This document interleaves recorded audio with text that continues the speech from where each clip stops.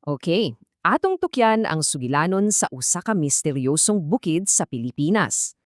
Unsa man yud kahaha ang mga sikreto nga gitago sa bundok arayat? Makapainteres ni. Matod pa sa leyenda, na ay nagbantay ani nga usa ka gamhanang diwata.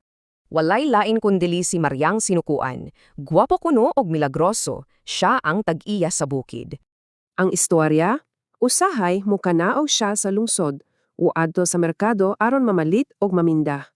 Pero dili nimo siya mailhan kay magtakuban siya sa isip usa katiulang na mag-uma. Karon, ang iyang bukid puno kaayo sa prutas. Apan, naa siya'y usa ka importanteng balaod. Suon sa man gyud ang bawal buhaton sa iyang teritoryo. Mauni ang kinahanglan nimong mahibaw-an. Ang lagda, simple ra. Pwede ka mukaon kutob sa imong gusto pero ayaw gyud pagdala pa uli. Dini namusulod ang iyang pagsulay. Kung hakog ka, naay mahitabo nga dili nimo damhon. Og maogid ni ang resulta.